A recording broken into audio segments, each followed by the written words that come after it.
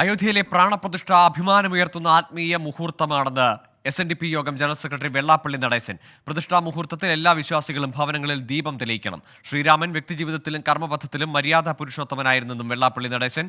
RSS നേതാക്കൾ വെള്ളാപ്പള്ളി നടേശന് വീട്ടിലെത്തി അയോധ്യയിൽ നിന്നുള്ള അക്ഷതം നൽകി.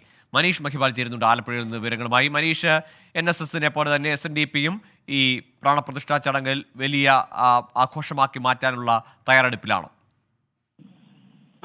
നിലവിൽ രാജ്യത്ത് തന്നെ ഏറ്റവും വലിയ രാഷ്ട്രീയ ചർച്ചയായിട്ടുള്ള അയോധ്യ പ്രാണപ്രതിഷ്ഠ കർമ്മം ആ ഒരു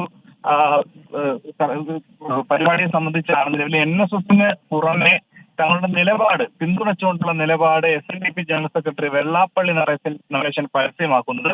ഇന്ന് ഉച്ചയോടുകൂടിയാണ് RSS നേതാക്കൾ വെള്ളാപ്പള്ളി നടേശന്റെ വീട്ടിലെത്തിയത്. RSS പ്രാന്തീയ കാര്യകാരി AR മോഹനാണ് ഇന്ന് വീട്ടിലെത്തിയത്. അയോധ്യയിൽ പൂജിച്ച അക്ഷതം കണിച്ചുകുളങ്ങരയിലെ വീട്ടിലെത്തിച്ചു. അവിടെ വെള്ളാപ്പള്ളി നടേശനും പ്രീതി നടേശനും ഇത് ഏറ്റുവാങ്ങിയ ശേഷമാണ് തങ്ങളുടെ നിലപാട് അറിയിച്ചത്.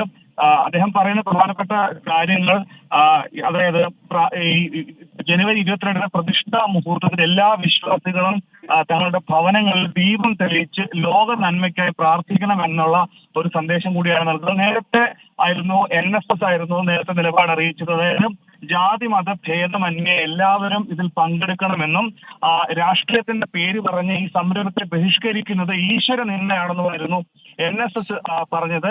ഈശ്വര വിശ്വാസികൾ ആയിട്ടുള്ള എല്ലാവരുടെയും കടമയാണ് ഇതിൽ പങ്കെടുക്കുക, ഇതിനെ അംഗീകരിക്കുക തുടങ്ങിയ കാര്യങ്ങളായിരുന്നു NSS അറിയിച്ചത്. അതിന് സമാനമായ നിലപാടാണ് നിലവിൽ SNDP ജനറൽ സെക്രട്ടറി വെള്ളാപ്പള്ളി നടേശനും പരസ്യമാക്കുന്നത്. ഗോകുൽ, ശരി. SNDPയും പ്രാണപ്രതിഷ്ഠാ ചടങ്ങുമായി ബന്ധപ്പെട്ട് കേരളത്തിൽ വിശ്വാസികളുടെ ഭവനങ്ങളിൽ ദീപം തെളിയിക്കണമെന്ന ആഹ്വാനമാണ് ഇപ്പോൾ ജനറൽ സെക്രട്ടറി വെള്ളാപ്പള്ളി നടേശൻ നൽകിയിരിക്കുന്നത്. മനീഷ് മഹിബാലാണ് വിശദാംശങ്ങൾ പങ്കുവച്ചത്. 24 അഞ്ചിന്റെ വജ്രത്തിളക്കം.